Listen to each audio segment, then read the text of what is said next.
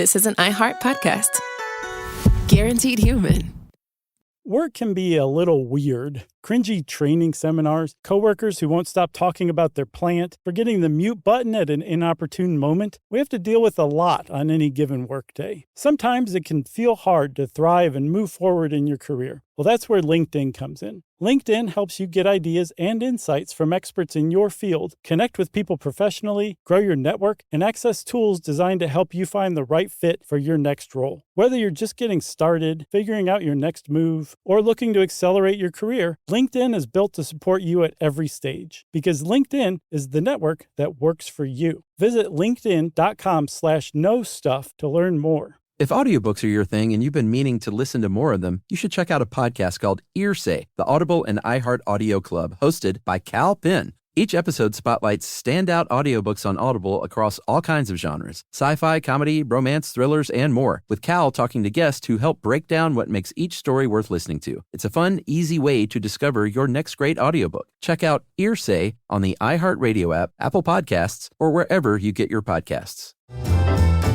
Welcome to Stuff You Should Know, a production of iHeartRadio.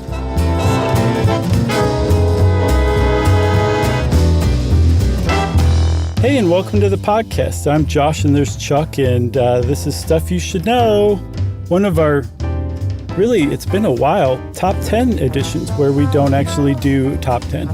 Yeah. Some people out there are like, what in the world are you talking about? Yeah. And some people are like, oh my gosh, this reminds me of the old days back in the 2000, I don't know, 10s, Yeah. 8s, 9, Sure. 13s. Oh, yeah, 13 was lousy with top 10s, I think. Yeah, we used to do a lot of these top, well, not a lot, but we used to do top 10s from the old How Stuff Works website. And it seems like they never had 10 great entries. Right. So we would just on the fly say, oh, let's not do this one. But we're better now. We're professionals. Yeah. So we got together beforehand and said, well, let's just do these 8. And yeah, it feels weird to know ahead of time what we're not going to do rather than just saying it in the middle of recording. But I do feel like it is more professional. It's called growth, my friend. So we are not doing all 10, but there is one that I think really kind of introduces this concept out of the gate, Chuck. And it's What concept? Oh, yeah. I forgot to talk about the concept. We're talking today about bad business decisions. And you could call this the Schadenfreude hour. Because if you are kind of, if you take a grim view of CEOs and captains of industry and all that, this is like a chance to really kind of poke fun at people who've made some really terrible decisions over the years. Not all great decisions over the years. Sometimes they're bad, and we're here to talk about 8 of them. But hey, the games you never won are the ones you didn't start playing in? What's that saying? Is that it? I don't know if that's it, but that totally makes sense to me. So I'm saying yes. Okay, good. So you only miss the shots you don't take? Yeah, that's much better than mine. But I like yours. I undermined our professional spiel at the beginning just now. Right. So there's a pretty well-worn story about how Alexander Graham Bell invented the telephone and went to Western Union and said, hey, you captains of communication, you guys rule the world as far as long-distance communication goes. I've got this neat invention. Why don't you buy it from me for $100,000? And the heads at Western Union said, that is ridiculous. Nobody's going to want this thing. Hit the bricks. And Alexander Graham Bell just went off and created his own phone company. And those patents that he received turned out to be what are widely considered the most valuable patents ever issued in the United States. And some pretty valuable patents have been issued. Like, this is nothing to sneeze. We're not talking about some also-ran patent. This is the patent of patents, right? It beat out the Squatty Potty. Oh, by far. Like, by twice as valuable even, maybe. But probably more so. But it just kind of goes to show you, like, it's easy to say ha-ha at Western Union. But it also is a teachable moment, as Oprah would say, because if you dig into this story, you find that when Alexander Graham Bell invented the telephone, he didn't invent the telephone so you and I could pick up a receiver and talk to one another on either end. He basically invented it to be the radio before radio. The intent was for you to sit in a room and somebody on the other end of the telephone line in a different city perform a play or read a monologue or play a symphony, and you were going to sit there and listen. You weren't supposed to talk back. That was the idea. So if you put it in that context, Western Union doesn't seem so dumb anyway. So I think it's a reminder to keep in mind, in most of these cases, hindsight is 20/20, and that there is a lot of exacerbating circumstances and that nothing's ever that one-sided, but it's still kind of fun to think about. Yeah, and you know what? A great example of that hindsight being 20/20 is, I'm going to go with this one, is when Excite did not buy Google. You just called an audible. Everybody remembers Excite, or you may not, but if it sounds familiar and you look up the Excite logo, you will immediately probably, if you were of a certain age, go, oh yeah, I remember Excite. They didn't really stand out to me when I was researching this until I went and saw it. Then I was like, oh yeah, I remember those guys. I did not ever use it, but excite.com, believe it or not, is still around. And in one of what will be 2 bits of serendipity with this episode releasing now, Excite is literally ending their email program this month. I know that's what prompted this episode. Is it really? No. Oh. I had no idea. Well, because what's funny is I made fun of Emily up until, about a year ago because she still paid for a MindSpring email. No. Yes, because she's like, I've had this email for 20 years and like everybody's got it. And I can't, like, she was locked in, she felt like, but she weeded it out eventually because I think they may have stopped supporting it as well. I'm not sure. Oh, there you go. But they still kept taking her money, right? Maybe. I don't know. Anyway, Excite, if you go to excite.com today, you will laugh because you will see what is a very old school looking internet site. It's like it's a news scroll, like a list of headlines. It's got these little icons that I assume they pay to be on there because it's like Amazon, eBay, State Farm, Casper Mattress, like prominent icons as if this website is the place to go to get to those other places. And then on the left rail, you will see a list of things like email, which of course is going defunct, a bunch of redirects like weather goes to AccuWeather, sports goes to ESPN, and then entertainment, travel, finance, and games all goes to ask.com. Wow. Yeah, apparently Excite was... That's today. I thought Excite turned into ask.com, but apparently they're Maybe? separate. Oh, okay. They clearly like each other because they link 4 different things to ask.com. And do you know, of course, ask.com started out as Ask Jeeves. Remember that? I thought it was. I just couldn't remember for sure. So these are search engines. Some of them were. Yahoo apparently categorized the entire internet by category, strangely enough. But Excite supposedly was a search engine. It just wasn't super good. And there's a story out there, Chuck, that the search engine was purposefully not super good because these search engines used to be called web portals. That was, you would go to Excite first, search for what you were searching for, and then hopefully while you were there, take in a bunch of ads. So the longer you stayed on Excite before leaving and going off into the internet, the better it was for Excite's bottom line. So their search wasn't that great. And that is an explanation from one of the people who was part of this deal for why Excite passed on Google. Yeah, and they weren't just a search engine. They're like what they are today still. They were an aggregator. They had news scrolls and stuff like that. It was almost like a front page of a newspaper that you would go to. Right. But a really like super lo-fi newspaper. Yeah. So Google comes around. This is 1999. Larry Page and Sergey Brin said, all right, we got this thing. It's basically like an algorithm essentially at this point. And we could sell it to you, Excite, for $1 million. And then they balked and they said, all right, how about $750,000? And they said, no, we're Excite. Why do we need you, this weird search engine that isn't even really a search engine yet? And I think this is one clear example of hindsight being 20/20 because no one could have predicted what Google would become. Absolutely not. And so the CEO of Excite, George Bell, is known as the guy who passed up on buying Google for less than $1 million, right? But he's like, hey, I'm not some dummy. Like, these guys wanted to gut Excite's search engine and put in the Google search algorithm instead. And I was dedicated to my engineering team. They had worked really hard to create this search engine that I thought was perfectly fine. And I wasn't about to completely poison our culture for Google. And Google's people said, no, actually what happened was we had a bake-off between their search engine and our search engine. And their stuff came back with terrible stuff. Our stuff came back with really good stuff.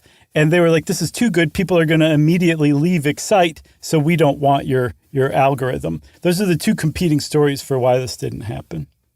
Amazing. It is amazing. Bad business decisions still, though? Sure. Absolutely.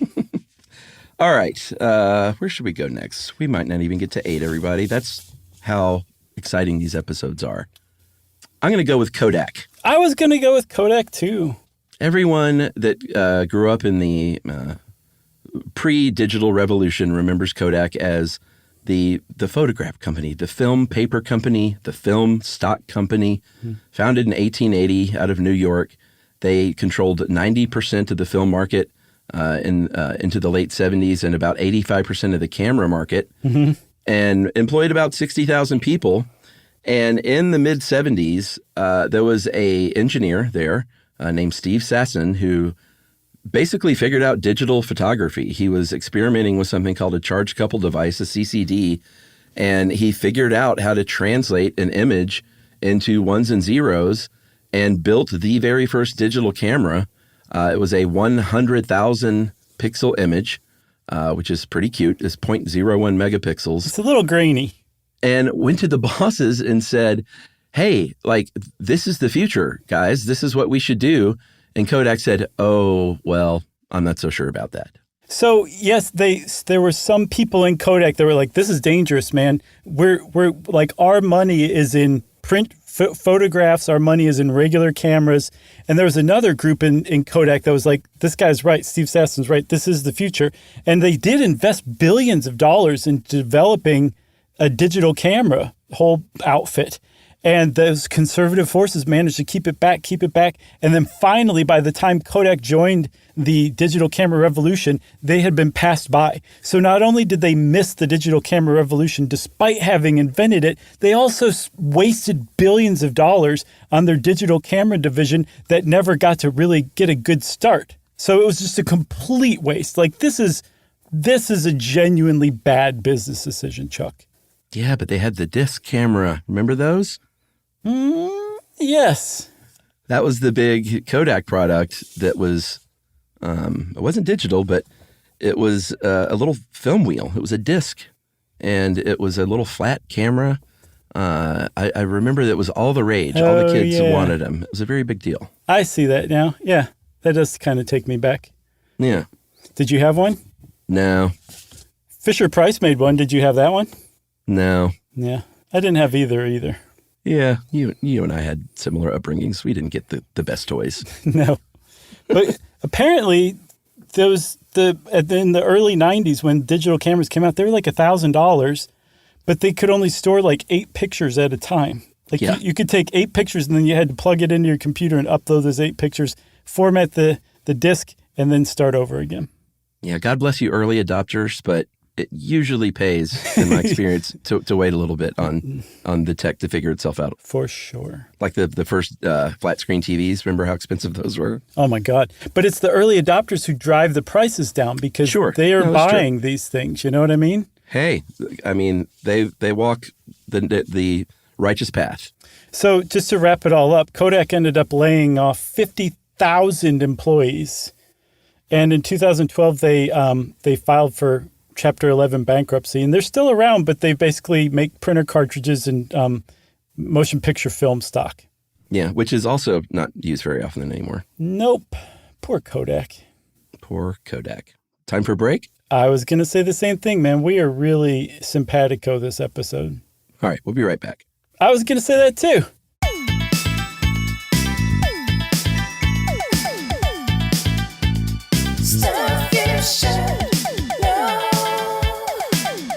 The springtime thaw is finally here.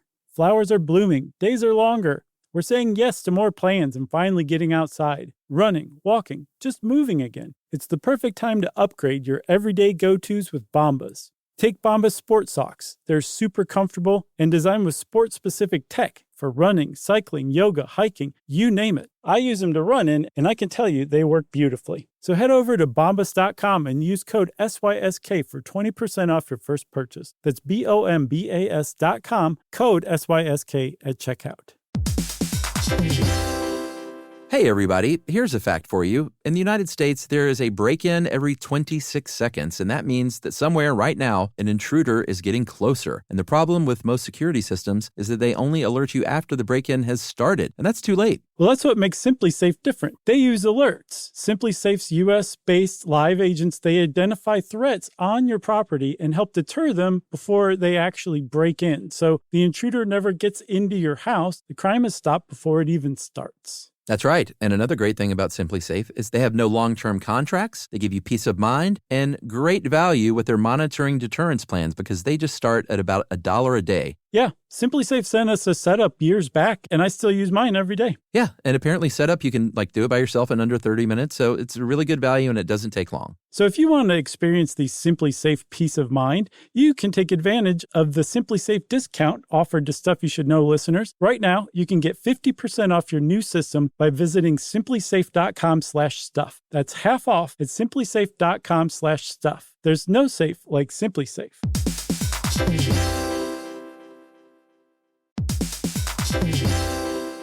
Work can be a little weird. One minute you're in a meeting that could have been an email. The next you're trying to decode corporate jargon that somehow means nothing. And don't even get us started on the quick sync that turns into a 45-minute deep dive. Yeah, well, the truth is figuring out your career isn't always straightforward. Whether you're trying to grow, pivot, or just stay relevant, it can feel like you're navigating it all on your own. Well, that's where LinkedIn comes in. That's right. LinkedIn can help you grow your career, helping you confidently navigate your path with insights, ideas, and inspiration from your professional community. You can stay up to date with the latest trends in your field, connect with people who get it, and discover opportunities tailored to your goals, your experience, and what actually matters to you. Whether you're looking for something new or just trying to grow where you are, LinkedIn gives you the tools and connections to move forward with confidence. Because LinkedIn is the network that works for you. Visit linkedin.com/knowstuff to learn more.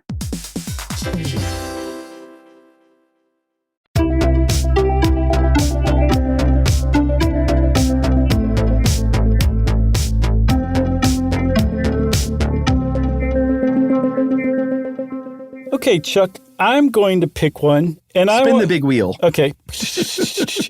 It landed on Western Union again, so we're going to have to go over that one all over again, okay? Okay, all right. So Western Union, no, we won't do that. Let me just move it one space to this JCPenney one. How about that? Oh, all right. I like this one because it really kind of gets to the bottom of some tricks that clothing retailers use. Or actually, all retailers do, but some clothing retailers are particularly guilty of it. That's right. We are talking about the clothier, JCPenney, which in 2012 hired a shiny new CEO named Ron Johnson, who had made quite the name for himself in business and retail as two things. First, the guy who hipped up Target. Oh, okay. Remember growing up, Target was like, whatever. Target was not, it's kind of like a Kmart thing. Mm-hmm. And then all of a sudden, Target was like this cool, hip, awesome place. Mm-hmm. It was because of Ron Johnson's efforts, largely. Gotcha. Then he went to work at Apple, and he is the guy, he was their VP of retail. He's the guy who basically oversaw, you could say, invented the Apple Store and the Genius Bar and stuff like that. Right. Yeah. So, I mean, like he was legit. JCPenney was like, come save us. Like we're really flagging, like even compared to some of these other retailers that do the same thing, like TJ Maxx or Walmart or whatever, we're getting no love whatsoever. So Ron Johnson came in and looked around and he's like, this industry is shameful. Like basically what he'd walked into was an industry of clothing retailers that would sell items that were, say, a $10 item for $10. But on the price tag, it would say that it originally started out as like $50 or something, right? Yeah, it's half off. And yes, at one point, they charged $50 for it. but it was so that they could later mark it down in a sale that probably took place the day after that thing arrived and was sold for $50. So that means there were some suckers out there who actually paid $50 for that $10 shirt. But the way that they got you was by not only marking it down, but having a reason to mark it down. They would have sale after sale after sale, hundreds of sales, different sales in a year, and it still wasn't working. And Ron Johnson was like, this is desperate, and we shouldn't do this anymore. Yeah. There were coupons even, and people, Americans eat that stuff up. If you hear half off blowout sale this weekend, your mouth starts watering a little bit, and you think, wait a minute, I can get something that should cost twice as much for half as much, or I can bring in this coupon and get two things for one thing. It's unbelievable, and we still fall for these tricks. We all do. So he said, no, here's what we'll do. We're going to just basically out ourselves and say, now what we're going to do is it's called fair and square every day. Yep. Is our new pricing system. It means you don't need a sale. You don't need a coupon. Our stuff is just going to be inexpensive all the time. And people hated it. Right away, people started complaining. They love their sales. They love their deals. He would call them on the phone personally. He wouldn't do that. And say, you dummy, don't you understand? You're paying the same price. It's just cheap all the time now. People didn't understand that. They didn't want to hear that. I saw one person that said that he seemed to almost have a disdain for his customer base because he, behind closed doors, were saying they're dumb and they need to be educated. And like, how can these dum-dums not understand that cheaper clothes every day is a better situation? Yeah, because the studies have found that people will pay more for a cheaper thing if they think it's more valuable than they would pay for the same thing if it were marked. They would pass up something that was actually the same thing at a lower price. Yeah. And the reason why is because a $10 shirt seems cheap and maybe cheaply made and probably just not a good shirt. But a $50 shirt that you can buy for $10 was valuable to begin with. And then, yes, not only is it a deal, you could make the case that it's a steal. And people love that. Like you said, there's a thread, a vein of America that is crazy for that kind of stuff. And Ron Johnson found out the hard way that when you go up against that vein of Americans, you lose every time. And he lost pretty big in 17 months. Yeah, I got two words for you, my friend. Outlet mall. Yeah. That really says it all about America. Yeah, but if I don't even know how they operate, but it's got to be something like this with outlet malls, right? Very much, but also there's a lot of them that are like crypto outlet malls. They're not or outlet stores. They're just regular stores in an outlet mall. It's BS. If you're a developer of an outlet mall and you're letting stores in there that are actually not selling their outlet stuff, but they're just a regular store, you're at fault. It's on your hands. Blood is on your hands. So what this got Ron Johnson was what is known as the worst quarter in retail history, which was a store-to-store 32% drop. Wow. Quarter over quarter. That's just a death knell for him. He only made it, I believe, 17 months. And that was it. And they came back in and said, hey, we're going to go back to our fake pricing scheme, and people loved it. I'm sure Ron Johnson was like, that's all right. Thanks for the multi-million-dollar golden parachute, everybody. Yeah. Oh, man. He supposedly made like $400 or $500 million in Apple stock. Oh, my God. So he didn't even need this job. No, I'm sure. He just wanted to show all those loser Americans what the deal was. He's still got a job. He's doing something else like 2 years after this. Like, why is this guy working? Go retire on your island or something. So there's there was an ad that JCPenney came up with, like, that ran it was very short run intentionally, but it basically pleaded for their customers to come back. They're like, we know we made mistakes. We're getting back to our roots. We love you. Please come back again. Like, they were begging their customers to come back. And apparently it worked, because this is another common theme that we'll see. And I think this is a good segue into the new Coke debacle. Ooh. When you take away something that people love but have come to take for granted, they will not only fight for it, they'll come back for it in droves when you give it back to them. New Coke, the end. Pretty much, yeah. So, of course, this has got to be in there. If you grew up in the 80s like we did, you remember a time where Pepsi threatened Coke a little bit. Not literally, like Dr. Pepsi didn't come up to Mr. Coke's door and say, listen, I'm going to take you out back and behind the woodshed and take care of you. Sure. The company threatened Coke because their sales were doing pretty good. It was a different taste. I think it was a little sweeter. I don't even drink Pepsi, so I'm not really sure. But I think it had a sweeter taste.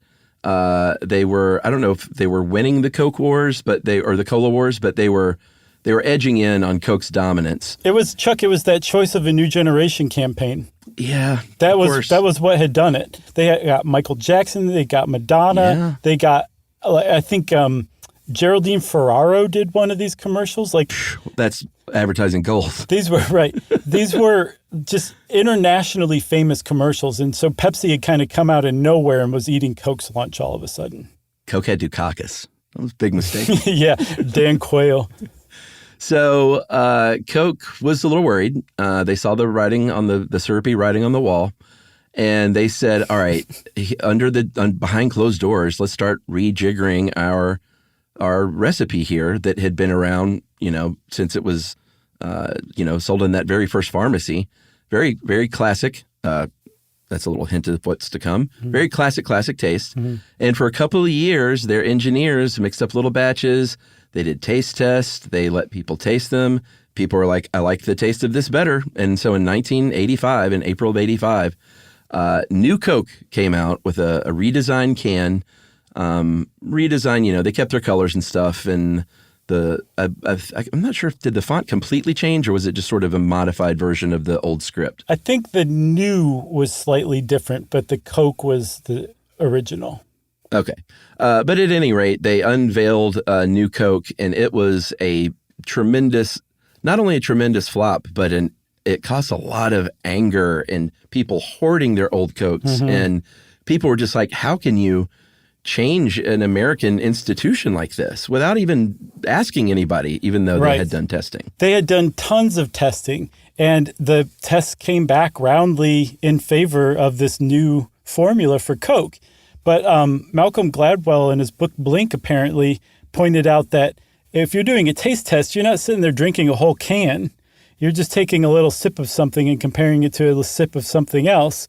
And so it's possible that New Coke really tasted terrible if you drank the whole can. It was too sweet. The explanations I saw were more that it was psychological. People didn't like messing with their beloved Coke, number one. And I saw that kind of wrapped up in a quote from somebody that they said the biggest mistake Coke made was telling the public about the change to the recipe, because people were like, you can't mess with my stuff. I don't care what it tastes like. And of course, it's not going to possibly taste good because you're messing with my original Coke. So people just kind of turned on it from the outset. Well, like they think they should have just changed the recipe and just left it and not said anything? This guy was saying if you're going to change the recipe, they shouldn't have said anything, because that happens from time to time. But then the bigger problem was that you kind of touched on. They didn't stop and ask their customers, do you want a new Coke? They just made a terrible business decision based on fear of Pepsi getting some of their market share all of a sudden. They went and completely rejiggered the formula. That was their response to that. Yeah, and it didn't last long. It was less than 3 months later, New Coke was gone, and they added Classic, Coca-Cola Classic. And I remember, and I didn't even drink a lot of soda back then even, but I remember it being just almost like this nationwide relief setting in. Yeah. It was really a big deal, and it sounds so funny now. If you're some kid who didn't live through this, it really it was big news and sort of captured America's attention for a little while. And Coke Classic coming back was like an old long lost friend reappearing at the front door. And eventually, of course, the word classic was dropped, and they were just like, can we just forget about all of that and we're just Coke forever? But that lasted for a while. There was many years where you differentiated by saying Coke Classic. Even after New Coke was long gone, you still referred to Coke as Coke Classic for a while, and then it finally went back to Coke. Had to do it. Is it time for another message break? Sure. Okay. Chuck said sure.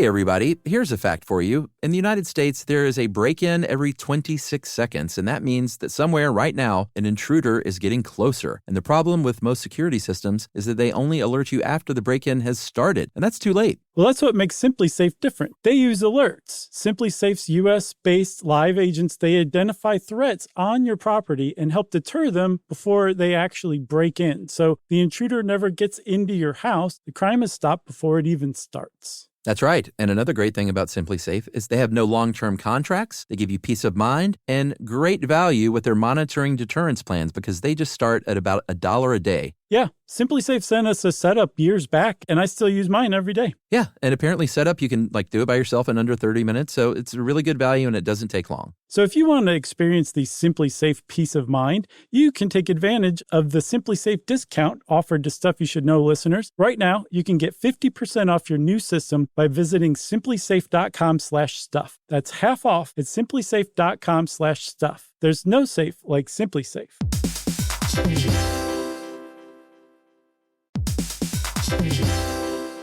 Work can be a little weird. One minute you're in a meeting that could have been an email. The next you're trying to decode corporate jargon that somehow means nothing. And don't even get us started on the quick sync that turns into a 45-minute deep dive. Yeah, well, the truth is figuring out your career isn't always straightforward. Whether you're trying to grow, pivot, or just stay relevant, it can feel like you're navigating it all on your own. Well, that's where LinkedIn comes in. That's right. LinkedIn can help you grow your career, helping you confidently navigate your path with insights, ideas, and inspiration from your professional community. You can stay up to date with the latest trends in your field, connect with people who get it, and discover opportunities tailored to your goals, your experience, and what actually matters to you. Whether you're looking for something new or just trying to grow where you are, LinkedIn gives you the tools and connections to move forward with confidence. Because LinkedIn is the network that works for you. Visit linkedin.com/knowstuff to learn more.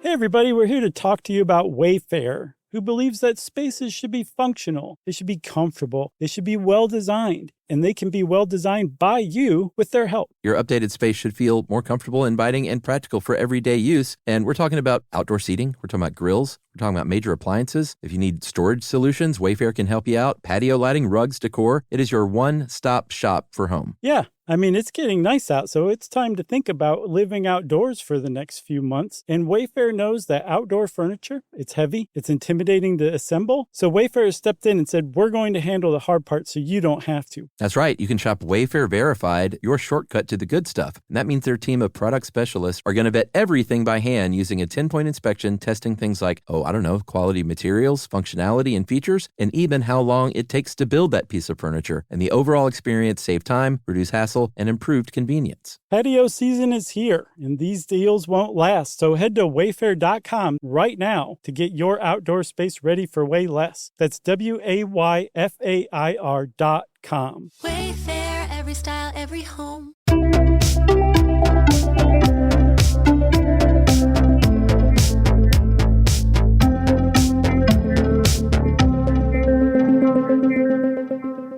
All right, Chuck, you're up. What's next? What are we going to do next? Well, my amigo, we are going to go with the Blockbuster Video. Oh, yeah, this is my favorite. It's another, the 80s was pretty rough on some companies that didn't see the writing on the wall because Blockbuster, if you grew up in the 70s and 80s, if you were a teenager, at least in the 80s by that time, you spent a lot of time, we've talked about it before, browsing your early Friday evenings with your friends at Blockbuster Video, looking over those shelves, reading the back of those boxes, the backs of the boxes, and and standing by the door at that bin because you just could not get your copy of Excalibur, and some nerd walks up and dumps it through the slot, and he grab it before it even hits that bin. And the employee says, "You're really not supposed to do that." That was a great Blockbuster employee impression. You do it anyway. And Blockbuster ruled the video market except for, which I still love, the charming mom and pops. I had this family at our church even ran their own little video store, and that was a good business for a while. But Blockbuster eventually would gobble most of those up. Yeah, to me, Blockbuster was a 90s thing. The 80s were mom and pop places where you'd actually rent the VCR when you also rented Beverly Hills Cop. Yeah. Video Shack or Video House. Like that, yeah. Video Barn. And there's, just as an aside, I want to know if anybody out there knows what the name of this phenomenon is. But whenever I walked into a Blockbuster, that whole mental list of movies that I wanted to rent just vaporized. Yeah. And I like the test taker syndrome. It would be like I had just walked into a building for the first time, let alone like a Blockbuster Video. Like I had no idea what I was doing, totally in over my head. And I would invariably walk out with some movie that I just didn't really want to see, but I got to rent something. And I can't Turner remember. And Hooch. Okay. Yeah, pretty much. I spared myself that one, but yes, that's generally correct. So and then you get home and you're like, man, I went in there for Gleaming the Cube, and I walk out with Turner and Hooch. That's exactly right. That was kind of the wrap up of it, wasn't it? That you remember after you get back home. It's the worst, or it was the worst. It would be still the worst if Blockbuster were around, but it's not because of bad business decisions. That's right. If you remember in the late 90s, there was a company called Netflix that said, hey, we're going to start mailing DVDs to people so you don't even have to go to the store. You can get on this thing called the internet and you can look up the movie you want and you can order that DVD to be shipped to your house, and then you can just drop it in the mail afterward. We failed to mention, by the way, I didn't know this, Blockbuster was making about $500 million a year in late fees. Man, they were unconscionable. That was a big part of their business. But Netflix is like, and those late fees, like you can keep these things for a long time. And they would eventually say, but you know what? Maybe we should try and, I think it was a merger idea, right? And less of a sale.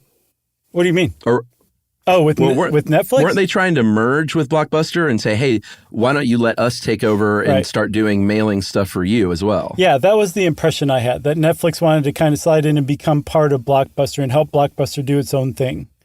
And Blockbuster said no twice, at least. Yeah, for $50 million, by the way. Yeah. And Netflix, by the way, is valued at about $200 billion today. So $50 million was pretty good price. And that's not just because Netflix was an unknown. Netflix had already shown that it was a proven success, but it hadn't been around long enough for Blockbuster to see the writing on the wall. They just thought, I think John Antioco, the CEO, considered not just Netflix niche, but the internet was still niche in 2000 to the CEO. So Netflix shrugged and went on their merry way, and Blockbuster just started to fall further and further and further behind. Yeah, I was actually a member of the Blockbuster DVD mailing program when they finally got around to copying Netflix. Really? Yeah, I didn't jump on Netflix. I was like a Blockbuster loyalist. I was like, I'm going to use their thing because it's the same, basically. And I think maybe eventually when Blockbuster stopped, I did jump to Netflix DVD. And yeah, I'm pretty sure I did. But I mentioned in the first, one of the first segments that there was a bit of serendipity, 2 bits of serendipity, that Excite finished their email program this month. Netflix this week just announced the shutdown of their DVD side. I know. That's what prompted this episode. Oh, I'm not falling for that again. 25 years of those DVD mailings. They just shut it down.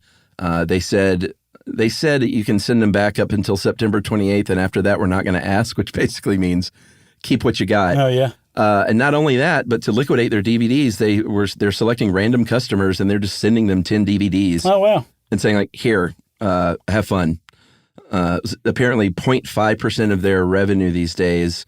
And just quickly to go over their monies, Netflix is a rough company to be invested in, I think. I don't know much about this stuff, but they, in November 21, they peaked at about $302 billion. The next summer, they crashed all the way down to like 80-something billion from 300. And then now we're back up at like 180. Yeah, I think that was when they like basically doubled their streaming fee, their monthly fee to stream. Everybody was like, forget you. And then people have come back. All right. So you were saying that Netflix was giving away their DVDs because they knew they didn't need them. Right. Great. That's such a wonderful thing to do. Blockbuster did the opposite of that. And I saw that it was very famously described as failing at failing. Because as it was clear that Blockbuster was doomed, and it was clear for years before the last Blockbuster closed, rather than basically pumping all the money out to shareholders, which apparently is what a sociopathic corporation is supposed to do, they brought a succession of CEOs in to try to save the place. And those CEOs just spent hand over fist money that they wasted on these schemes that did nothing but waste money for Blockbuster to try to resurrect the brand. And then finally, after I think bankruptcy in 2010, it was bought for a song. I don't even think it was a good song by Dish. And there's still Blockbuster now. Dish is one of their on-demand groups of channels is called Blockbuster at Home. So Blockbuster's still around, Chuck. If you're a Blockbuster loyalist, get yourself Dish, and you can watch on-demand movies through Blockbuster at Home. Amazing. Was it the song Escape? That's a bad song. What song is that? If you like, AKA the Pina Colada song. Oh, that song is not only bad, it's morally reprehensible. It's awful. And I just pointed this out to a group of friends this last summer who liked it, including Emily. I was like, you've never listened to the words of this song? Yeah. She's like, well, not really. I know the chorus. I said, it's about a guy that wants to cheat on his wife so bad because he can't stand her that he puts a want ad to go find some new lady and he hits it off with her and it turns out being his wife. Yeah. And he's like, great, things are fixed. Yeah, exactly. Man. Because in the 70s, that's all you needed. That and a little, a bottle of, I don't know, Bacardi and some pills. That's right. The 70s were great, but the people in the 70s were the worst. All right, we got two more. Which one are you going to pick? I know which one you're going to pick. You do not. All right. Yes, you do. Just go ahead and pick it for me. Well, you're probably going to say E.T. That's right. And technically, we have 3 left if you want to go for it, but okay. Do we have 3? Mm-hmm. What else are we missing?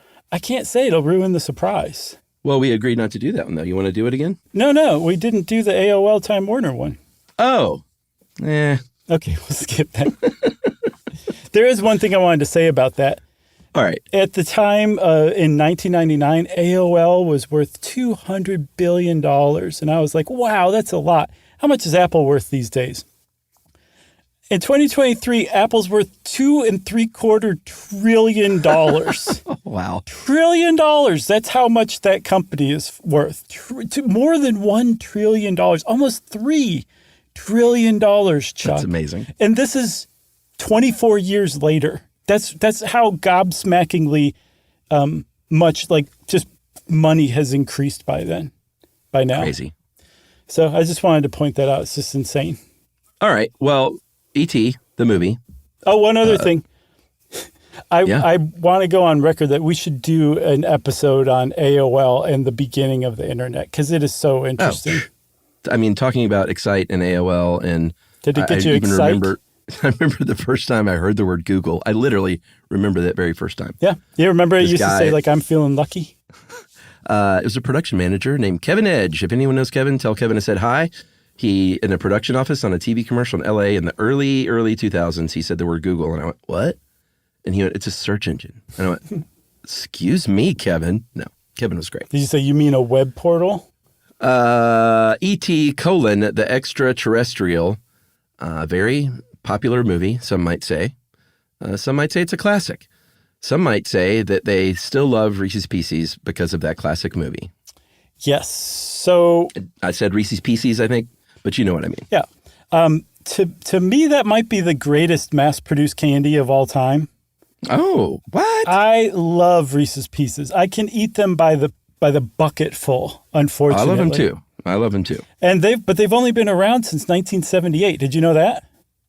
Yeah, I mean, I remember when they came out, my friend. Okay. I was not quite aware. I was 2 years old at the time. Give me a break. But I was 7. I was Candy Central. Right. Yeah, exactly. So, but yeah, by the time I was 7, I was like, give me these things. Yeah. But in 1978, when they came out, they actually did pretty good. Hershey's made them. And then they crested and peaked and then started to decline really quickly. And so Reese's Pieces appeared to have run their course. And people say quite reasonably that it's possible Reese's Pieces wouldn't be around anymore were it not for E.T. eating Reese's Pieces on screen. And the irony of the whole thing is that it was originally supposed to be M&M's, and M&M's wouldn't bite. They said, we don't know what this E.T. thing is. We're not going to give you $1 for it. E.T. was based on a book? there's either, I saw somebody describe it as a novelization, so it's possible that they made a book version of it. Yeah, that's what it was. Okay. Well, in that, apparently in the original novel that was made from the movie, it's M&Ms that E.T. eats, not Reese's Pieces. Oh, okay. That's a nice little nugget. I read the novelization of Raiders of the Lost Ark. How was it? It was great. Did it differ from the movie at all, or was it just basically the movie in book form?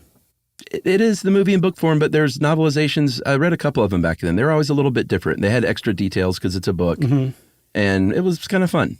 I'm sure they still do that, don't they? I think so, Maybe? Probably. I'm sure They've Marvel does. If you can make a dime off of it, Marvel does. Yeah, that's a good point. So depending on who you talk to, there are different stories. I think this is one of those things where when something works out so well, everybody you interview later on was like, it was really kind of my idea. Because Steven Spielberg I saw the interview. The words came out of his mouth that he said, my favorite candy was M&M's. And so I thought when M&M's passed, I thought, well, what's my second favorite candy? It's Reese's Pieces. I saw other things say it was one of Spielberg's kids say that was his favorite. I saw others that said there was this guy named Steve Adler who was the vice president of merchandising for a company called MCA, the Merchandising Corporation of America, which was a subsidiary of Universal. And it was kind of like the early days of movie merchandising period. Like Star Wars kind of busted it wide open a few years before. Oh, yeah. So this is sort of a newish thing and like brand placement and getting money for that kind of thing. So Steve Adler was a merchandising VP at MCA, and he says that it was his kid who said, I love Reese's Pieces. And that kid was me. Exactly. So that's how it ended up. Like Hershey said no, or M&M Mars said no. We're not gonna spend $1 million. That was the deal. Universal said this alien that everybody's gonna love, we're just sure of it, is going to eat either M&Ms or Reese's Pieces. It comes down to who wants to pay $1 million in advertising, like spend $1 million in marketing, in return for basically being part of the ET marketing blitz. Who wants to do that? And M&M said, no, we're not going to do that. And Reese's said, let's give this a try. There was a guy named Jack Dowd, who was a business development VP, who was basically the person who decided to take that risk and spend $1 million, which at the time, that was a lot of money. We're talking about 1980, 81, $82. So it's worth like $2.5 million today, at least. And this is where the hindsight is 2020 thing kicks in. Like they didn't see a script. Nobody knew what ET was. Aliens up to that point were not lovable or huggable. They were creepy and weird. So this really was a risk that Jack Dowd took, and he can take a victory lap for making that decision. Yeah, and ET is, the rest is history, as they say, because ET is now a top 30 all-time grosser domestically for the United States. He's a greengrocer. I went down the box office mojo rabbit hole out of curiosity because it's just littered with avatars and Avengers and stuff like that. Yeah. And E.T., if you kind of dig in, it is the number 2 all-time movie that is not a franchise movie. Nice. So not bad, second only to Titanic. Oh, okay. And guess what? Barbie's already at number 15 all time. I know, that's pretty great. Isn't that amazing? Oh, I finally saw Oppenheimer too. My God, that's a good movie. Yeah. How are your ears? They're fine. I saw it in like RBX or RPX or DMX or something like that, where like it shakes the seats and everything. I'm like, this is unnecessary. It's loud. Yeah. Also, just for you movie trivia buffs, if someone asks you a trivia question about non-franchise box office, Titanic, then E.T., and the number 3 all-time movie non-franchise, Little Orphan Annie. Passion of the Christ. What? Yeah. Wow. It's a big movie. It's like 300 and something million bucks. But that's considering it even was boycotted by lots of churches around the world, and it still made that money. Well, that may be why. No publicity. No, there's no such thing as bad publicity. That's right. The swings you don't take are the ones that you miss the most. All right, let's finish up here with a little quick. We'll go through this quickly. Monday Night Football. set the TV landscape for you in the 1960s. There were three main networks, NBC, CBS, and ABC. ABC was in last place. There was also a fledgling network from Howard Hughes, which I didn't realize, called Hughes Sports Network. Yeah, that was ahead of its time. Very much ahead of its time. And even though they showed like bowling and stuff. But at one point, the National Football League decided, you know what? Pete Rozelle was a commissioner back then, very forward-thinking guy. He said, I think we should have a prime time football game. How about Friday night? And they said, no, that'll mess up high school football. And he said, Saturday night. And they said, no, there's actually a law against that because of college football. I forgot about that. So he said, all right, we already play on Sunday. He said, how about Monday night? And they said, no one's going to care. They played the first Monday night game in 1964, but it was not televised. Mm-hmm.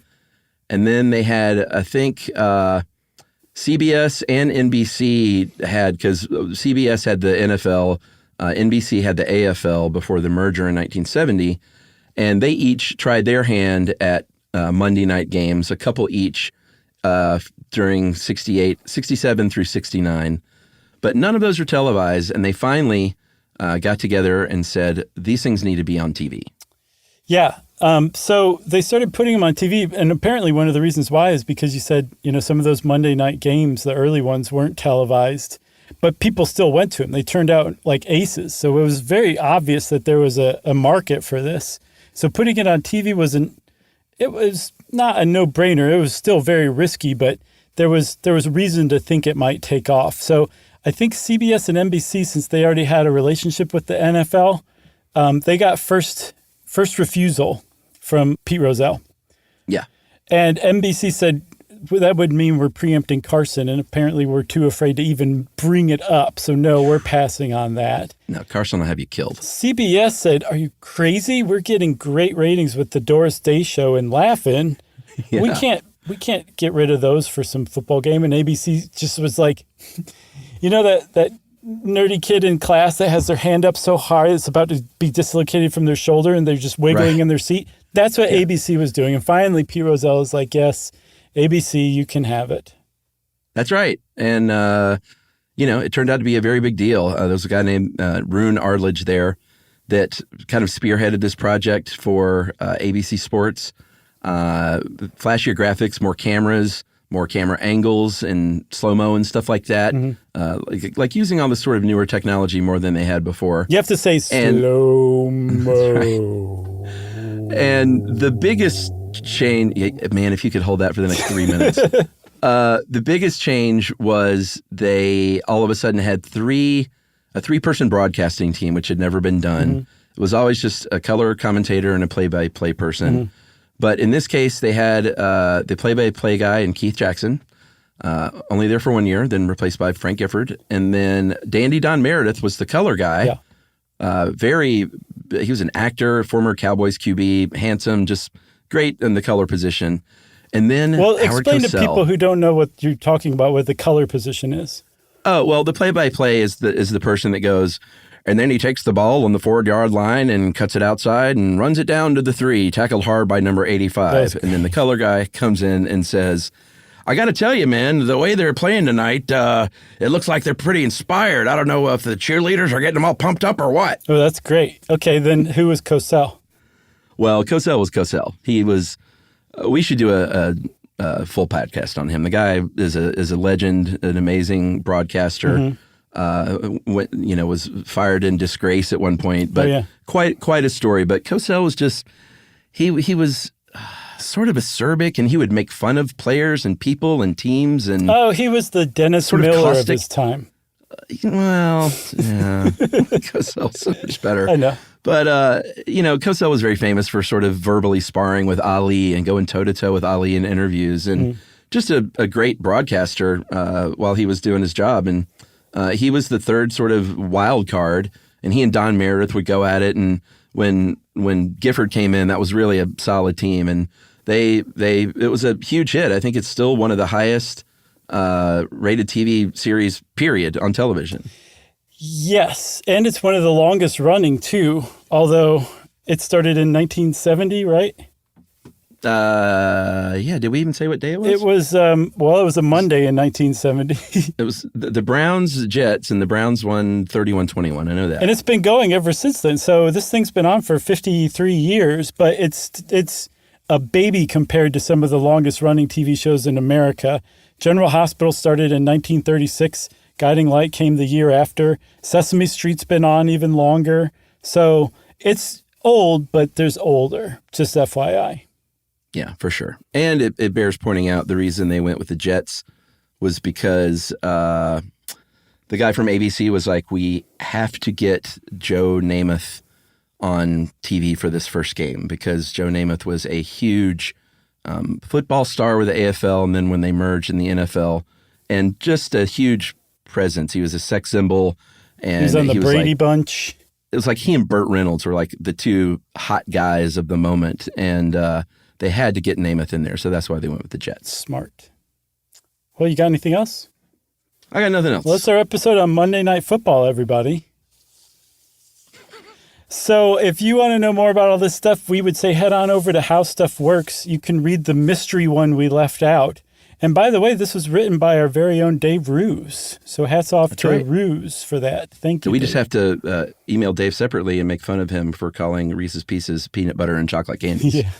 That was written by somebody who's clearly never had Reese's Pieces. I mean, technically, you can say that candy shell is chocolate? Nope, not at all. No? There's not a drop of chocolate in Reese's Pieces. Well, I don't mean the ingredients, but isn't it known as a chocolate shell? No, it's a candy-coated peanut butter candy, peanut butter confection. What about M&M's? Is that a chocolate shell? Yeah, totally. No, it's a candy-coated chocolate inside, and then sometimes there's an additional inner nugget of peanut or God knows what now, but originally they got all kinds of stuff. It was candy-coated chocolate. This is a candy-coated peanut butter candy. I mean, I know what it is. I just didn't know if that was the thinnest approximation of chocolate. Nope. All right. Well, I think we already kind of kicked it over to How Stuff Works, so that means, of course, everybody, it's time for listener mail. Hey guys, love the show. Started listening when I was working my very first job after graduation during the pandemic. Spotify kept prompting me to try to listen to stuff you should know, and I thought the title was condescending at first. I truly thought the podcast would be telling me about the stuff I already should know at this point in my life. Like, here's how to fold laundry, or here's how to do your taxes. The joke's on me, though, because I think one of the first episodes I listened to was about Satanism. Why don't you know about that already? Exactly. At this point, wherever I started to get into something, I do a quick search on the podcast first to see if you've covered it before checking out Google. You two are great teachers to make every single topic a hoot. So imagine my dismay when I started getting back into sailing, and I saw you haven't even skimmed the surface. I think you should look into sailing, guys, because it's really interesting. Sneak preview, the wind is technically pulling, not pushing your boat. Yeah, Buckminster Fuller said the wind sucks instead of blows. See, he can't teach you anything. You know that stuff already. Yumi taught me that, so I got to hat tip her. Yeah, well, and he taught her, and he taught us all about the geodesic dome. That's right. And Synergy, Chuck. That's right. Ooh. All right, that's from Sam. And Sam, sailing reeks to me of one of those that we would flail a bit at and just get crushed by sailing enthusiasts. Yes. But maybe we'll do it anyway. Well, yeah, why spare sailors? We've done it to chess players, European football players, everybody. Soccer, surfers. Right. If you want to get in touch with us like Sam did and suggest some topic that you know about that you'd like us to ruin for you, you can send it in an email to stuffpodcast@iheartradio.com. Stuff You Should Know is a production of iHeartRadio. For more podcasts from iHeartRadio, visit the iHeartRadio app, Apple Podcasts, or wherever you listen to your favorite shows.